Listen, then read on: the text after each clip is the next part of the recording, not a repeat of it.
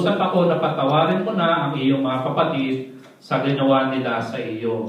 Kaya naman ngayon, namamati kami sa iyo na patawarin mo na kami. Alang-alang sa Diyos ng ating Ama. Napaiyak si Jose nang marinig ito. Lumapit na lahat ng kanyang mga kapatid at yumuko sa harapan niya. Kami mga alipin mo. Yan ang sabi ng mga kapatid niya kay Jose, wika nila. Ngunit, sinabi ni Jose, huwag kayong matakot. Hindi ko kayo paghihigantihan. Masama nga ang inyong ginawa sa akin, subalit pinaintulot iyon ng Diyos para sa kabutihan at dahil do'y naligtas ang marami. Amen? Kaya huwag tayong maghihiganti. No? Doon sa mga tao na nagawa sa atin ng malaking kasalanan. Doon sa mga taong talagang tayo halos talagang ipagdigdigan. Doon sa mga taong halos tayo inutangan ng malaki and then tayo tinakbuhan. Amen. Ha? Ito. Ano sabi doon? Kung pahiramin lang daw natin ay yung mga taong makababayad sa atin, sabi doon sa atin pinasang gospel, di ba? Hindi naman tayo lumalayo sa gospel, doon pa rin eh. Kung pahiramin lang natin ay yung mga taong alam natin makababayad sa atin, hindi para natin. Wala na pong pag-asa. Eh, yung mga umutang sa inyo ng malaki na hindi na nagbayad, huwag mo na singilin ng kapatid. At si Elsa Tuloy ang magbabalik ng biyaya sa iyong kapatid. Alam niyo bakit? Kasi ganito yan. Every time na makikita mo yung taong yun, na gumawa sa iyo ng gano'n na umutang ng malaki, every time na makikita mo yun, babalik sa alala mo yun.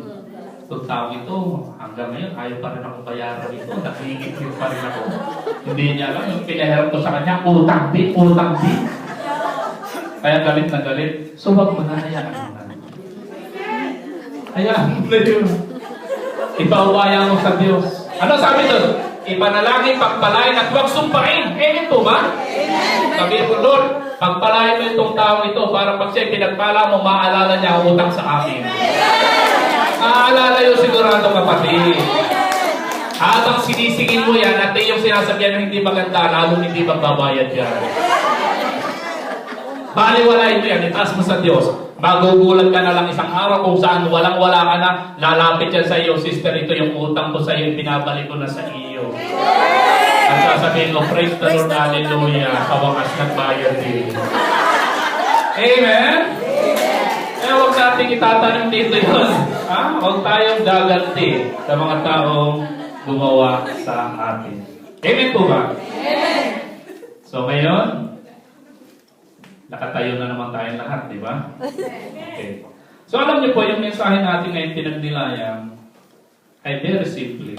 No? Very simple in a sense na kung susundin natin, tayo rin ang pagpapalay. At ang susi ay pagpapakumbaba. Hindi mo kayang ibigin ang kaaway mo kung unang-una hindi tayo marunong magpakumbaba. Kaya tayo sumasamo sa Diyos, hilingin natin sa Kanya, patuloy niya tayong turuan, patuloy niya tayong bigyan ng isang puso marunong magpakumbaba, isang puso marunong magmahal, isang puso marunong magpatawad. Ilagay natin dalawang kamay sa ating dibdib. At hilingin natin sa Diyos na yung ating mensahe na narinig ay ating patuloy na masunod upang makamit natin